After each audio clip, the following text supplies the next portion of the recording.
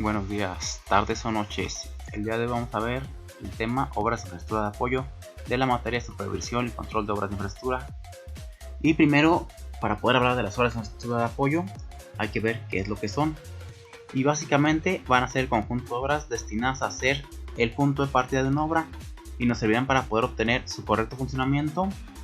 Y en nuestro caso veremos las que serán la base de nuestros puentes y edificaciones, que son las cimentaciones profundas y las excavaciones y pozos. Entonces, ahora vamos a ver lo que son las cimentaciones profundas. Básicamente, las cimentaciones profundas surgen por la necesidad de transmitir las cargas de la estructura a capas profundas del terreno, cuando no es posible resolver la cimentación con zapatas, losas o estructuras superficiales. Las cimentaciones profundas se realizan muy por debajo de la superficie del terreno, con el fin de que la estructura que se va a construir no sufra ningún tipo de daño, como por ejemplo los asentamientos diferenciales o cualquier otra condición de la superficie que le pueda generar algún problema. Este tipo de cimentación se encuentra por lo general a profundidades mayores de 3 metros por debajo del nivel del suelo determinado.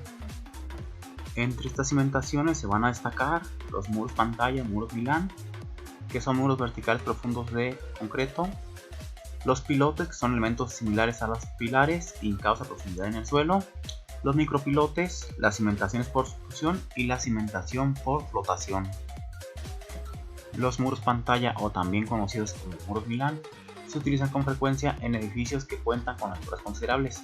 Estos actúan como un muro de contención y se caracterizan por tener diferentes ventajas como el ahorro de los costos y un mayor desarrollo de las superficies. Los muros pantalla son las cimentaciones que más se utilizan en las áreas urbanas para los edificios que cuentan con sótanos, para estacionamientos y con el objetivo que sean muros de contención de agua subterránea que se presenta en algunas carreteras y túneles. Un tipo de cimentación más va a ser la porstitución, que básicamente se realiza por medio de la excavación del terreno, en donde el peso que tiene el material que va a ser extraído de estado tendrá la misma proporción con respecto a la construcción que se desea realizar. Es importante que se conozcan cada una de las capas del suelo, las características con las que cuenta, la estructura que va a sustentar y las cargas que van a actuar sobre la cimentación.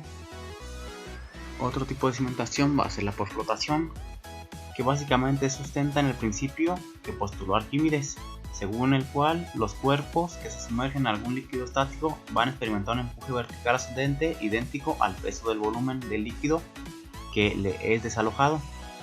Por esta razón es importante que se prevea en estas construcciones que los impermeables se ejecuten en forma perfecta, haciendo el cálculo de la reacción al empuje ascendente vertical, esto con la finalidad de evitar que se hunda o se voltee la estructura. Por último, vamos a tener el sistema de cimentaciones profundas a base de pilotes o pilotaje, que se caracteriza por ser uno de los diferentes tipos de cimentación de tipo puntual. Este sistema se instala en el terreno utilizando diferentes técnicas que son capaces de encontrar a grandes profundidades el estrato del suelo, que se caracteriza por ser capaz de soportar las cargas de una estructura que le va a transmitir. El sistema de cimentación profundas con pilotes es uno de los más utilizados a la hora de soportar grandes cargas en todo el mundo. Dentro de las cimentaciones por pilotaje vamos a tener los micropilotes, que básicamente se encargan de reforzar y soportar las diferentes estructuras gracias a la carcasa de acero que se encuentra en su interior. Esta carcasa, también conocida como canastilla, se introduce luego de haber realizado la perforación del terreno hasta la profundidad y con el diámetro necesario. Después se llena con concreto de alta resistencia y nos va a permitir distribuir las cargas dentro de nuestra cimentación. Por último, vamos a ver el tema de excavaciones y pozos, que básicamente una excavación es el movimiento de tierra realizado a cielo abierto y por medios manuales utilizando picos y palas, o en perforación mecánica con excavadoras, y cuyo objetivo consiste en alcanzar el plano de arranque de la edificación, es decir, la cimentación.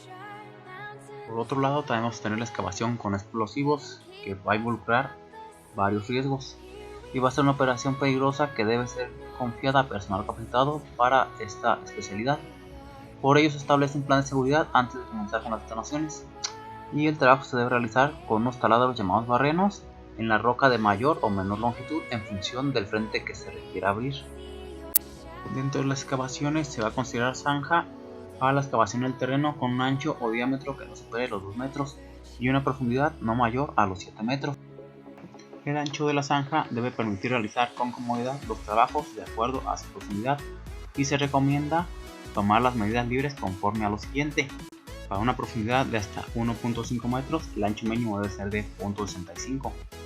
Para una de hasta 2 metros debe ser de 0.75, para de 3 debe ser de 0.80, para de 4 debe ser de 0.90 y para una profundidad mayor a 4 debe ser de 1 metro. La norma aplicable para este concepto va a ser la norma de la Secretaría de Comunicación y Transportes de excavaciones para estructuras. De entre los equipos más comunes para excavación van a estar la zanjadora o excavadora de zanjas, que es una máquina que se emplea en ocasiones donde se necesita instalar varios tubos o cables por debajo de la tierra. Para zanjas de larga distancia, esta máquina puede ser adecuada y más útil que la excavadora. Las zanjadoras existen de distintos tamaños y pueden usar distintas herramientas de corte según la profundidad y el corte requerido en la zanja y la dureza del suelo. Otro equipo muy común utilizado para la excavación es la draga, que es una embarcación utilizada para excavar material debajo del nivel del agua y elevar el material extraído hasta la superficie. Estas operaciones se pueden realizar en canales navegables, en puertos, dársenas o embalses. La selección de la draga viene influenciada por el tipo de material a extraer, la cantidad, la profundidad del fondo, el acabado que se quiera conseguir y la economía. Existen dos grandes grupos de dragas, las mecánicas y las de succión.